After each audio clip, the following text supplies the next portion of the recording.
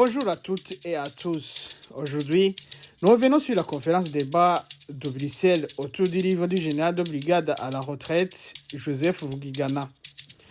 Organisé le 9 novembre 2024 par les éditions Iwatch et le Civipol de l'Université libre de Bruxelles ULB, cette rencontre a permis à Rugigana de partager son ouvrage intitulé « Ma vérité sur l'assassinat du président Ndadaye », un témoignage personnel sur les événements tragiques de 1993 ayant conduit à la mort du président burundais Melchior Ndadaye.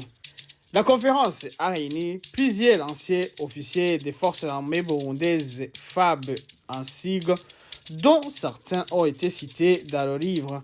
Il s'agit entre autres des ex-ministres de la Défense, général Gachubwenge Posien et le colonel Nkurunziza, ainsi que le colonel Gwasa Zakari et le lieutenant Ngomirakiza Jean. Cette diversité de présence a enrichi le débat et a mis en lumière la difficulté de reconstituer des faits encore contestés plus de 30 ans après.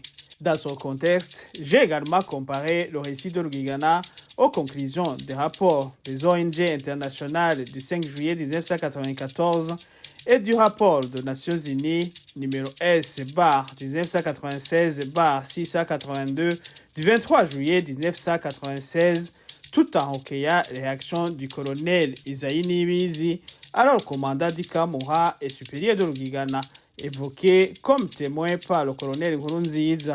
Ces documents et témoignages montrent à quel point la recherche d'une vérité commune nécessite que chacun des acteurs clés accepte de partager sa part de récit.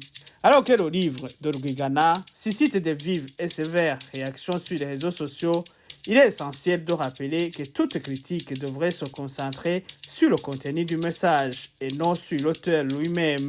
Un tel récit, personnel et intense, doit être scruté, mais les attaques visant uniquement la personne de Rugigana risquent de détourner l'attention des véritables questions soulevées dans son livre. Comme dans tout contexte de recherche de vérité, c'est en comparant les faits et en confrontant les récits que la lumière peut être faite.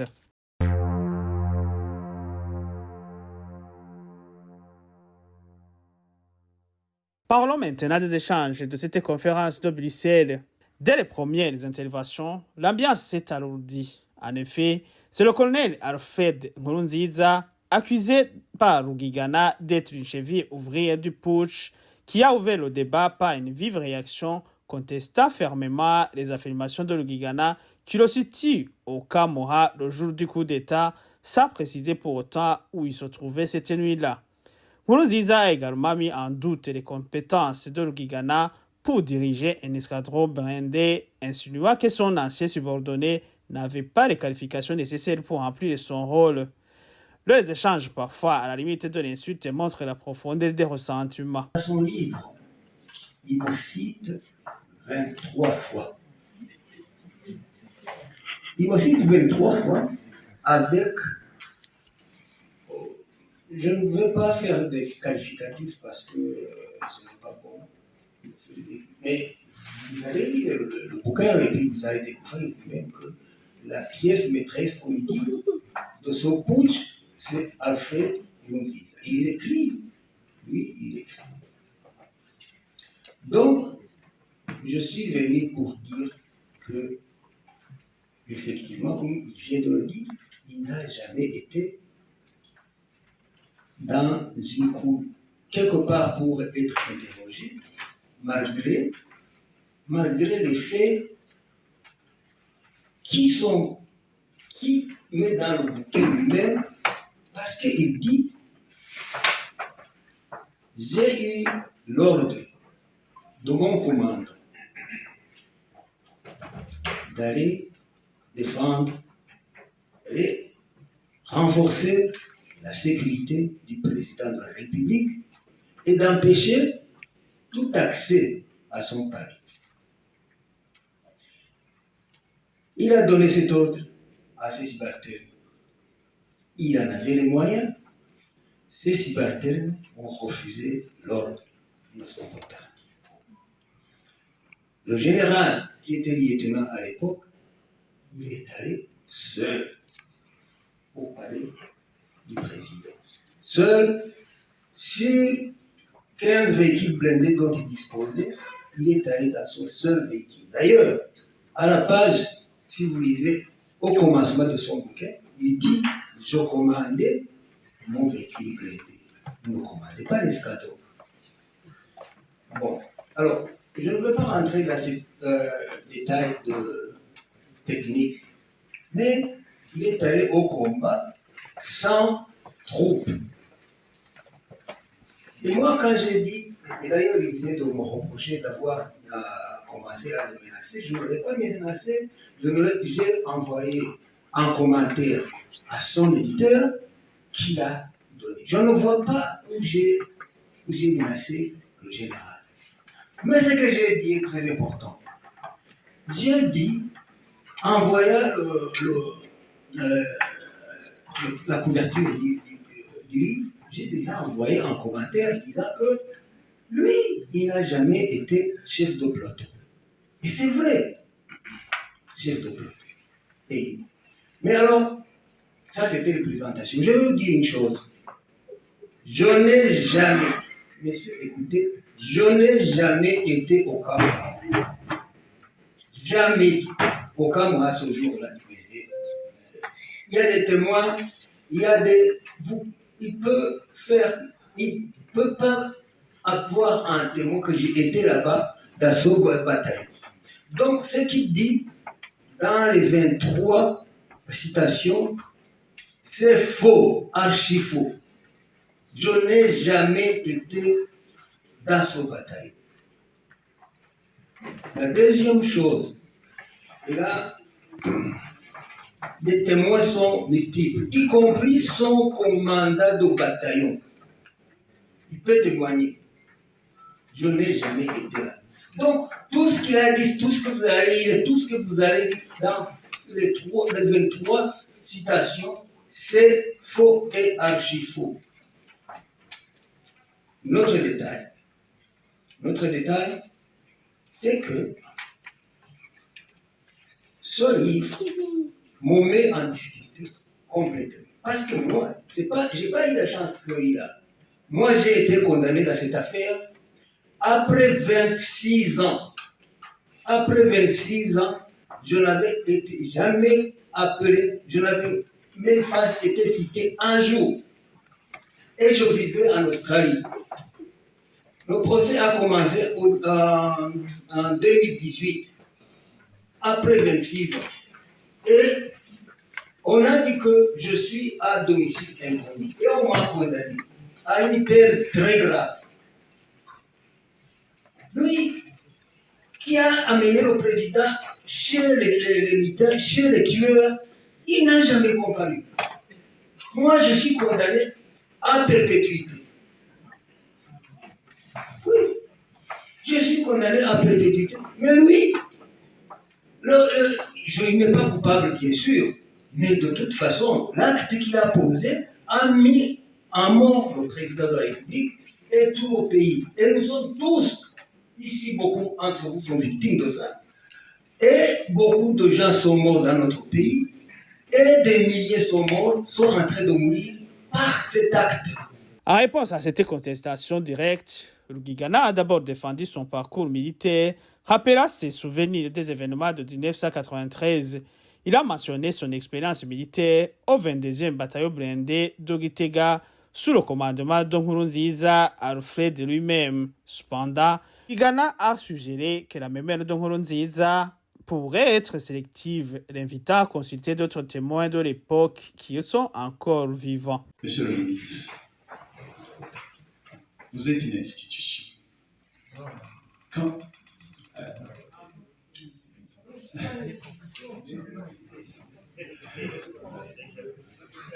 Essayez de parler. Le poste que vous avez occupé, c'est un poste très important pour le pays. Et la personne qui l'occupe, pour parler, il doit être sûr des mots qu'il avance. Je voudrais commencer, quand vous dites que c'est vrai, vous avez été mon commandant de bataillon, et vous dites que je n'ai jamais commandé un escadron, que je n'ai jamais commandé un peloton blindé. Vous venez de le répéter ici. Peut-être que la mémoire vous fait des tours. Après l'ISCAM, j'ai été muté au 22e bataillon blindé. Et le commandant de bataillon, c'était feu ministre Sinzo Joachim. J'ai été affecté au 3e escadron comme chef de peloton blindé. Le commandant d'escadron, mon commandant d'escadron, il est toujours vivant. Feu ministre Sinzo Joachim a été remplacé par le colonel Kibati. À l'époque, il était major. Et c'est en 1991 que j'ai été nommé aux fonctions de commandant d'escadron. En escadron, le commandant d'escadron, il commande 3 pelotons blindés pour ceux qui ne savaient pas. J'ai été commandant d'escadron en 1991. Vous avez remplacé le colonel Kibati, vous-même, monsieur le ministre. Quand vous êtes arrivé, j'étais commandant d'escadron. À titre illustratif, le jour des élections, c'était le 1er juin 1993. Si je me trompe, c'est correct? Je venais de faire un mois à Chibitoke avec mon escadron. Et comme je devais aller voter à l'endroit où j'ai la résidence, c'était à Gitega. Vous avez désigné un escadron vous-même pour me relever, pour le rôle. Donc un escadron relève un autre escadron. L'escadron que vous avez envoyé a voté très tôt le matin à Gitega.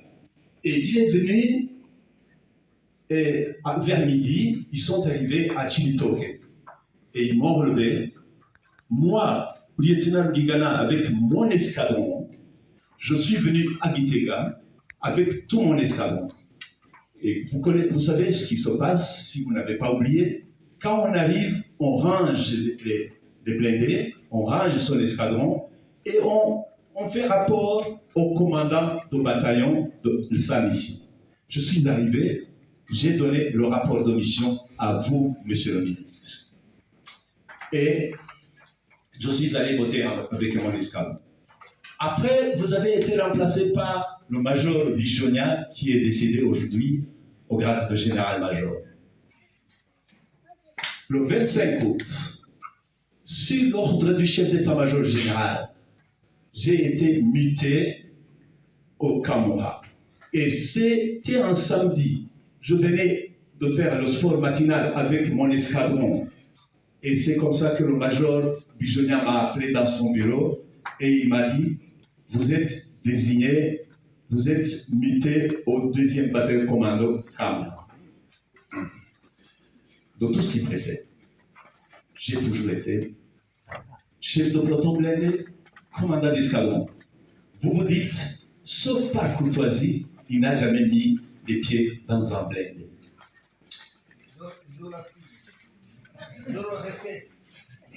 Je vous remercie. Donc, à partir de là, je crois que j'ai répondu. Chacun va se faire son idée. Je ne peux pas, à moins que si le commandant, le colonel Kibati existe toujours, il est vivant, le colonel Kibati est vivant, on peut l'appeler. Je pensais que vous vous souvenez, bon, peut-être que vous avez oublié, ça arrive. Le colonel Niuizi n'a pas demandé une compagnie portée pour renforcer le 2e bataillon commando. Le chef d'état-major général ne s'est pas trompé pour dire je vais en commandant d'escadron. Bref, je ne voudrais pas revenir sur ce qui s'est passé parce que j'ai effectué ma mission. Je suis parti au palais présidentiel. J'ai effectué ma mission. L'ordre que j'ai reçu, je l'ai exécuté. Personne n'est entré au palais, sauf après moi. Deuxième mois,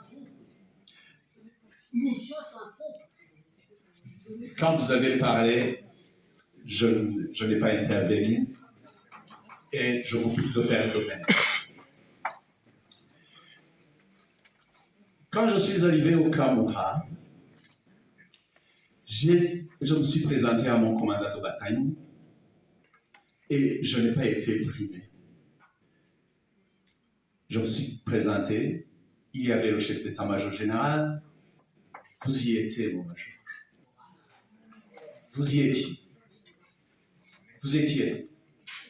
Il y avait le feu colonel Gakoyo qui était secrétaire d'État à la sécurité, il y avait le chef d'état-major général, il y avait vous-même, il y avait le colonel Ngonzenayo alias Mivua, il y avait Gonzimana, il y avait le commandant de bataillon.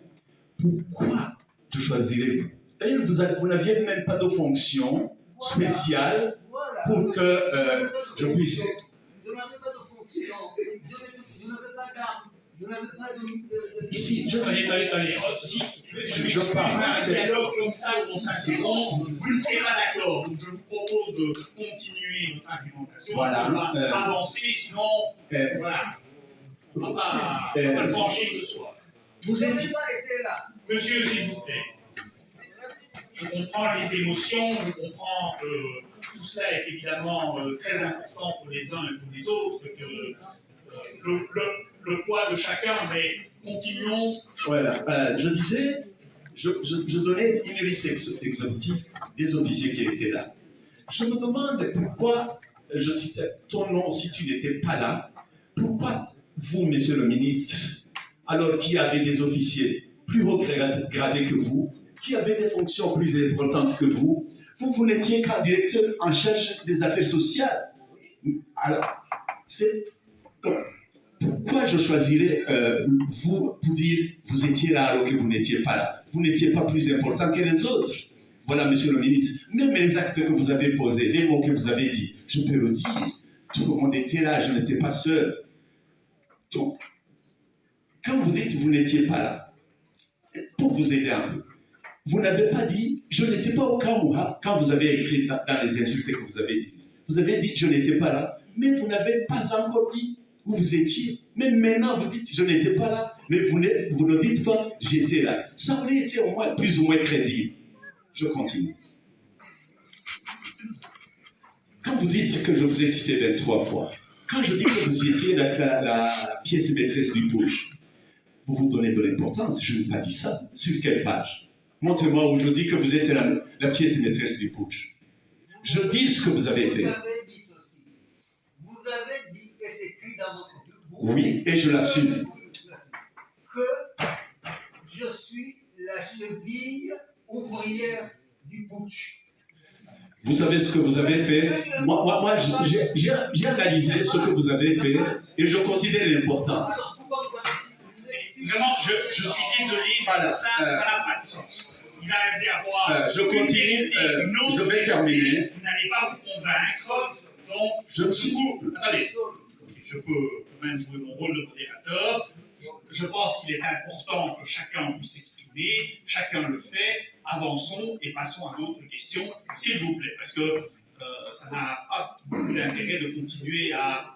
On constate que vous avez des visions différentes. Alors, la dernière partie de ces questions, c'est là où il dit que lui, il n'a jamais comparu, qu'il a été condamné, que moi, je n'ai jamais été condamné, alors que c'est moi le criminel, et que j'ai mis à mort le président de la République.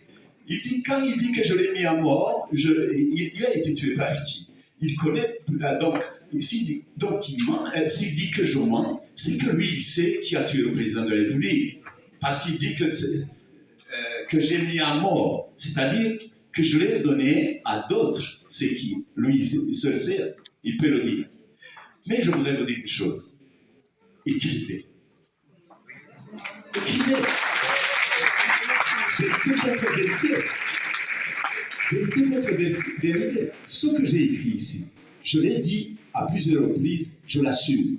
Maintenant, si vous dites que c'est faux, dites votre vérité, et ça sera votre vérité, et on va partager. Je vous remercie.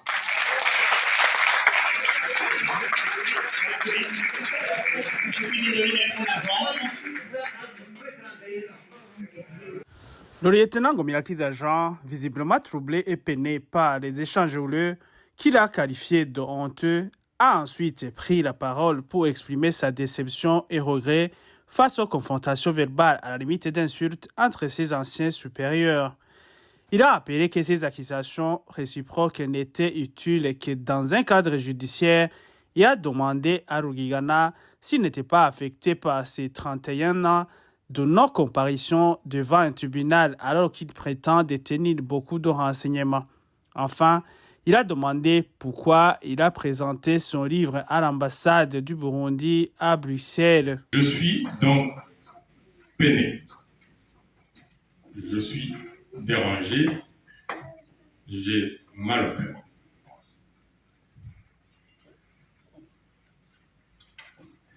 Voir mes supérieurs que je respectais, que j'aimais, faire ce qu'ils sont en train de faire ici, c'est honteux. C'est honteux parce que, en fait, ici, on n'est pas devant un tribunal. Ici, on n'est pas devant un tribunal. On ne peut pas manifester un comportement comme ça. Ça, vous auriez fait, vous n'avez jamais été en prison, ni l'un ni l'autre. Vous n'avez jamais été devant la barre. Si vous aviez été là-bas, il y aurait eu des gens là pour vous poser des questions. Ici, vous vous attaquez entre vous, mais moi, j'ai affronté des juges pendant 10 ans. Et vous venez devant les gens, voilà, montrer ça. On ne peut pas ici, on reste digne. C'est la justice qui viendra vous départager. Vous ne pourrez jamais entre vous partager. Impossible.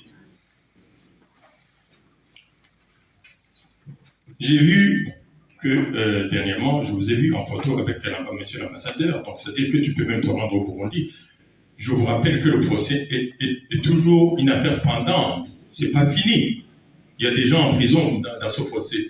Et pourquoi vous venez présenter des livres et aller au Burundi? Allez là-bas, on vous attend. Dites la vérité. Moi, j'ai bu ma coupe jusqu'à la lit.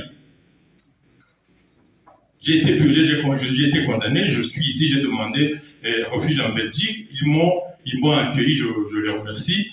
Et voilà, maintenant que vous venez ici, vous me rappelez les vieux cauchemars. C'est honteux.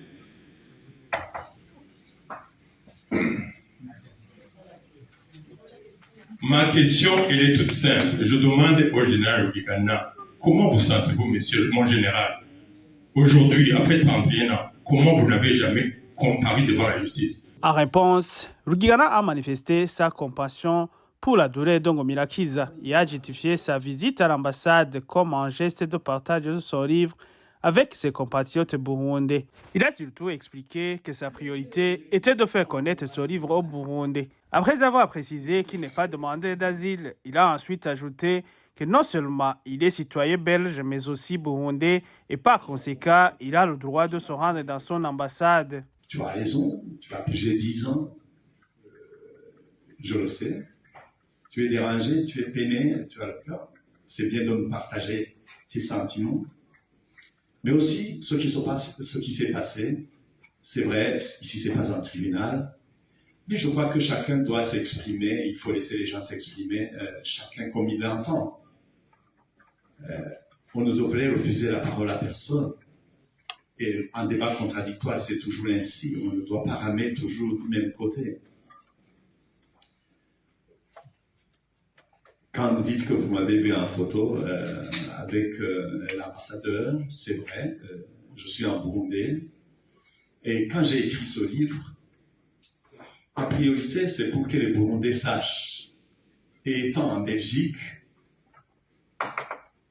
le meilleur endroit pour porter son message, pour porter ce livre aux Burundais, c'est à l'ambassade. En passant, j'ai vu que l'un ou l'autre a dit que je suis un demandeur d'asile. Je vous dis que je ne suis pas demandeur d'asile. Je suis un citoyen belge, je suis citoyen burundais, et juridiquement, rien ne m'empêche d'aller à l'ambassade. Le général Gachibouken Impossier, quant à lui, a pris la parole pour souligner l'influence des élections dans les assassinats politiques au Burundi, affirmant que l'IPRONA avait manipulé l'armée pour renverser Ndadaye après sa victoire électorale. Selon lui, cette influence politique s'est transformée en manipulation militaire. Le Burundi a connu 2 assassinats politiques qui nous ont conduits à des problèmes que nous connaissons aujourd'hui d'ordre politique, d'ordre économique, même d'ordre social. Je commence par le héros de l'indépendance, Rwagasore. Il a été assassiné après les élections. Il avait eu, au niveau de l'Assemblée, au niveau des législatives, 58 sièges sur 64. Et puis, le parti PDC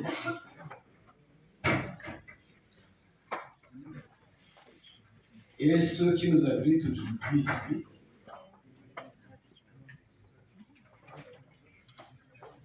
ils n'ont pas attendu une seconde, ils l'ont abattu. Et la suite, vous avez vu. Donc, il n'y a pas eu de remplaçant. Parce que juste après, le Premier ministre a été assassiné. Il y en a eu. Quand vous parlez que c'est peut-être le problème de l'armée, je ne crois pas que ce soit vraiment le problème de l'armée. L'armée peut être manipulée. Mais je suis sûr et certain que les assassinats politiques relèvent toujours des élections. 2. En 1993, je rentrais de Mabaye, il y avait des problèmes, vous connaissez. Quand il dit qu'il y avait le 22e bataillon qui était déployé à Mabaye, j'étais là. Je rentrais pour sécuriser les élections. J'étais au 2e bataillon. Quand Rukinikiza parle du coup d'État du 3 juillet, même avant le 3 juillet, il y a eu tentative de coup d'État. Je ne me rappelle pas de la date, mais ça a été. Personne n'a su qu'il y a eu tentative de coup d'État. Mais spécialement au 21 octobre. Je crois que, au lieu d'accuser le professionnalisme de l'armée, il faut plutôt retourner un peu en arrière, voir les élections qui se sont passées. Le président Ndadaye a battu Buyoya par un pourcentage de 64, quelque chose. Jusque-là, ça va.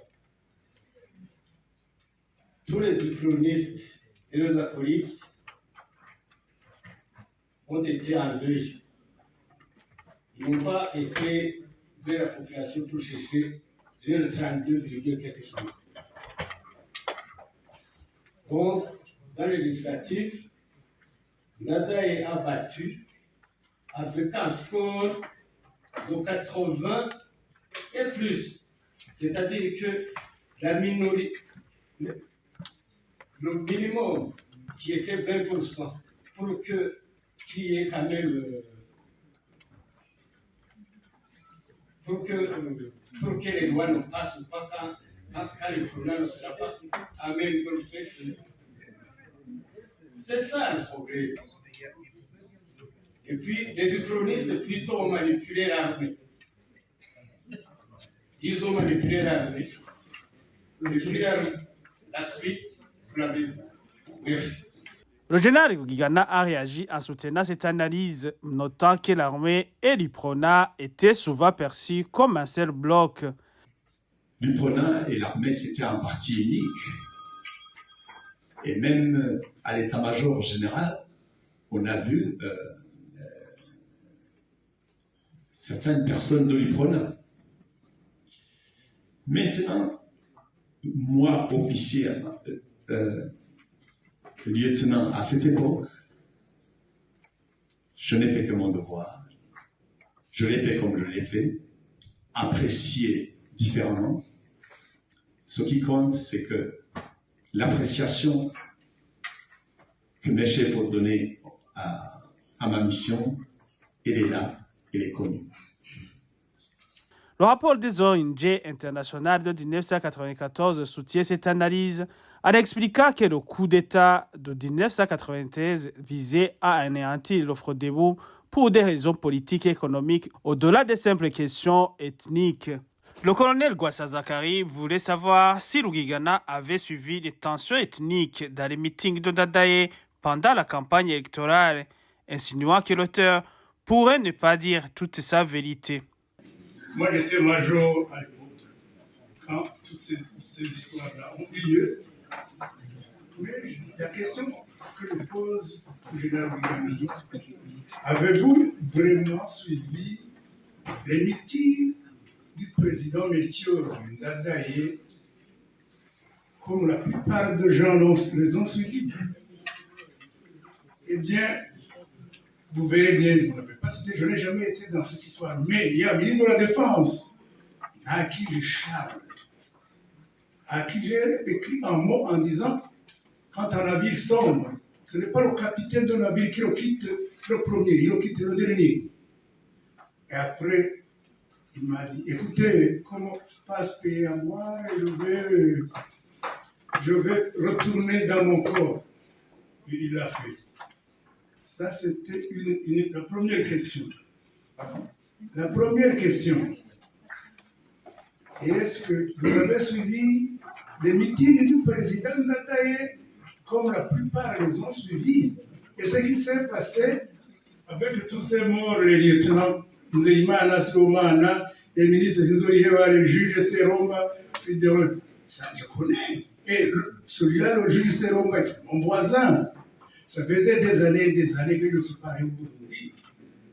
Récemment, je suis allé à Uganda. J'ai fait la prison depuis le 26 janvier 1999 on m'a jugé alors que j'étais à la prison de Rumonge. Et quand je suis rentré chez moi, heureusement, on est venu me chercher, je n'étais pas là. On a déposé des armes chez moi alors que toutes les armes j'avais de l'eau. Alors, monsieur, mon général, la vérité nous sauvera. Il faut dire la vérité, rien que la vérité. Puis, une autre participante à la conférence a ensuite posé une question directe à Rugigana, lui demanda s'il regrettait ses choix à l'époque. Cette question a permis à Rugigana d'admettre des regrets quant à son rôle en 1993, expliqua que s'il avait compris les véritables intentions de lier les ordres, il aurait agi différemment. Si j'avais su qui m'a donné les ordres et ce qu'il y a derrière ces ordres, je n'aurais pas agi ainsi. Je m'explique. Tout d'abord, vous vous souvenez que le président a été en conseil des ministres tout l'après-midi, toute la journée du 20 octobre. La lumière du coup d'État était là. Tout le monde connaissait, tout le monde savait, et je le dis, j'étais au chevet de ma mère à la clinique Prince-Louis Ouagassole. Je l'ai su à 18h via Mouchoua-Oulé et via le commandant Gachiouenge, aujourd'hui général-major, qui est là dans la salle. Il était commandant en second du Kamoura. Ce que je dis, quand l'un ou l'autre dit « je n'étais pas là où j'étais là », s'il voudrait bien, il peut dire s'il était là ou s'il n'était pas là, mais je ne vais pas l'obliger de dire la vérité, de dire ce qu'il pense pas. d'abord, comment on a pu ramener le président de la République au palais alors qu'il savait très bien qu'il y a une rumeur de coup d'État. Le principe simple, universel, c'est que quand on sait que l'endroit où va aller le président n'est pas sécurisé, on éloigne d'abord le président de la République. On le met à un endroit sécurisé et puis on s'assure que le palais est sécurisé avant de l'amener là-bas. Ça, c'est la première chose. Ça, c'est élémentaire. Deuxième chose, c'est que quand je suis arrivé au palais, les gens disent « Oh, il n'y a pas eu de feu, il n'y a pas eu cela ». Souvenez-vous, à un certain moment, on m'a coupé les communications. On m'a coupé la fréquence. Ils ont basculé sur notre fréquence, ils m'ont isolé.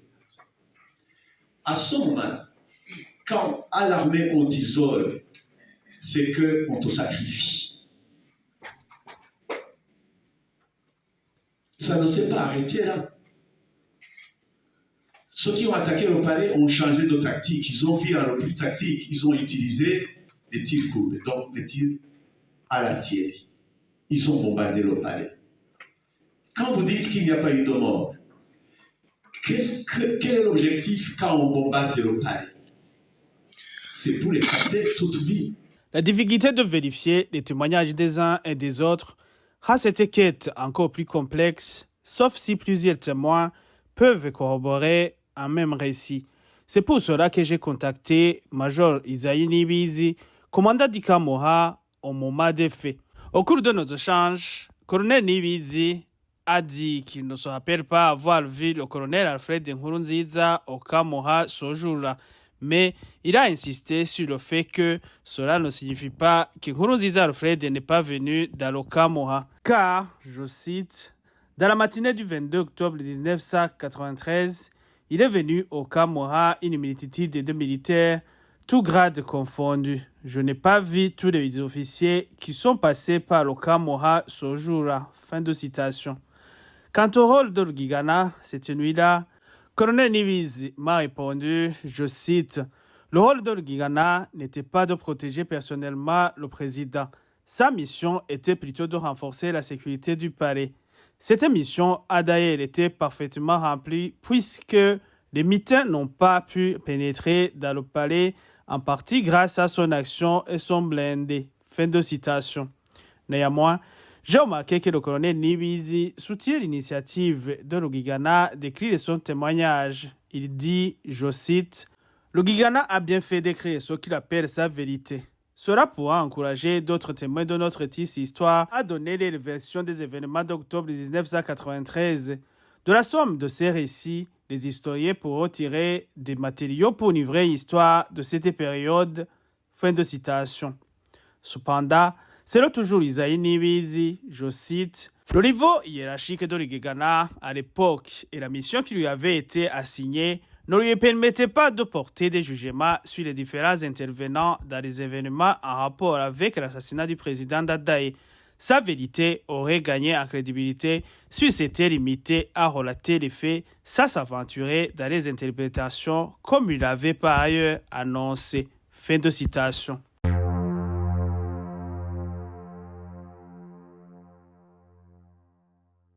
En conclusion, cette conférence a mis en lumière la complexité de reconstituer une vérité historique unifiée sur les événements de 1993 au Burundi. Chaque témoin détient une part de récit et les échanges vifs et passionnés de ces derniers jours montrent que la quête de justice et la vérité restent encore inachevées. L'une des premières priorités de Melchior Ndadaye, après son investiture, avait pourtant été de rassurer les forces armées qui avaient peur du nouveau pouvoir. Beaucoup parlaient d'un certain projet de réforme de l'armée qu'allait entreprendre le nouveau gouvernement.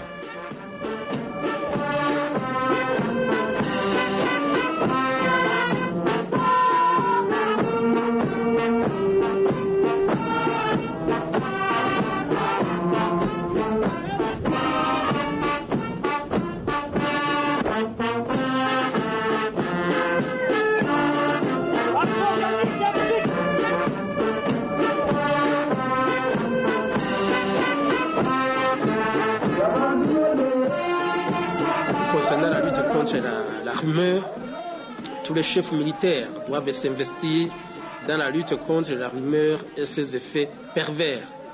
Dans une société comme la nôtre, où la communication orale prédomine, la rumeur est devenue l'arme privilégiée de la désinformation et de la déstabilisation. Ce fléau qui est toxique, notre société doit être éradiqué. L'avènement d'un président Hutu faisait peur à l'armée, essentiellement Tutsi. La réforme dont on parlait consistait-elle en un rééquilibrage ethnique ?